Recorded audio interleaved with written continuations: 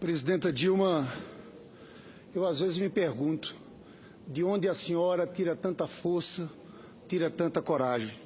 Eu considero a senhora uma mulher admirável, que lutou contra a ditadura, defendeu a liberdade, defendeu a democracia.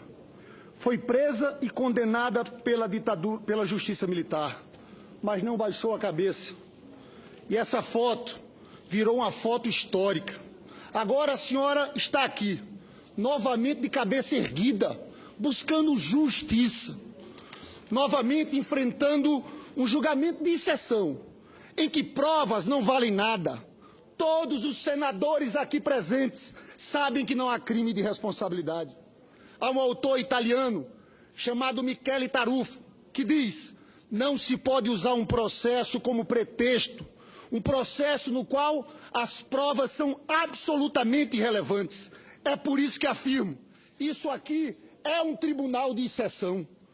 E quando nos encontramos diante de um tribunal de exceção, as posições se invertem. O acusado se torna acusador e vira o jogo. Hoje, senhora presidente, aqui no Senado, a senhora virou o jogo, está desmontando o golpe, está comovendo o país. E eu, presidenta, quero usar esse momento para acusar quem está por trás desse golpe. Eu acuso Eduardo Cunha e Michel Temer de liderarem uma conspiração parlamentar contra o seu mandato, a partir do dia em que o PT decidiu votar pela cassação de Cunha e que culminou com aquela vergonhosa sessão de 17 de abril, que foi chamada de Assembleia Geral de Bandidos, comandada por um bandido, pelo escritor português Miguel de Sousa Tavares. Eu acuso que a conspiração teve continuidade no Senado Federal, como provam as gravações de Sérgio Machado com Romero Jucá. Dizem eles, tem que mudar o governo para estancar essa sangria, referindo-se a Lava Jato. É um acordo, botar Michel num grande acordo nacional, aí parava tudo. Isso, presidenta Dilma, porque antes do seu governo e do governo do presidente Lula, praticamente não havia investigação no Brasil. No governo de Fernando Henrique Cardoso, em 8 anos, houve apenas 48 operações da Polícia Federal, uma média de 6 por ano. Lula deu autonomia à Polícia Federal, que passou a mais de 300 operações por ano.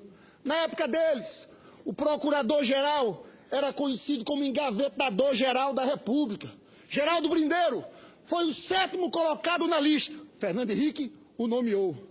Só com Lula e Dilma, o Ministério Público teve autonomia, passou-se a nomear o mais votado da lista. Eu acuso as elites dominantes, a burguesia brasileira, que está por trás de tudo isso e que nunca tiveram um compromisso verdadeiro com a democracia. Foi assim com Getúlio, Juscelino, Jango e agora está sendo com a senhora, presidenta Dilma. Eu acuso a mídia, a Rede Globo, que há 3 anos atrás pediu desculpas ao Brasil pelo apoio à ditadura e agora embarca em outro golpe. Eu acuso essas elites de quererem dar um golpe de classe para aumentar suas margens de lucro, retirando o direito dos trabalhadores. Querem de uma vez só acabar com o legado do Lula, rasgar a Constituição Cidadã do Dr. Ulisses e a CLT de Vargas. Eu acuso as elites de abrirem mão de uma política externa independente. Nunca aceitaram Mercosul, BRICS, CELAC, como diz Chico Buarque. Querem voltar ao tempo em que falavam grosso com a Bolívia e fino com os Estados Unidos. Eu acuso de querer entregar o pré-sal às multinacionais do petróleo, vender nossas terras a estrangeiros, privatizar tudo o que for possível, como diz Michel Temer. Por fim, eu acuso o PSDB por não ter aceito o resultado das eleições, por ter feito uma aliança com Eduardo Cunha, partindo para essa aventura do impeachment, que mergulhou o país numa crise política que paralisou a economia. Presidenta, quero que a senhora fale o que está por trás desse golpe. A vingança de Eduardo Cunha, a traição de Michel Temer e o que há por trás dos interesses das elites brasileiras em retirar o seu mandato. Presidenta, são as mesmas aves de rapina que estavam na carta testamento de Getúlio, que continuam querendo sugar os...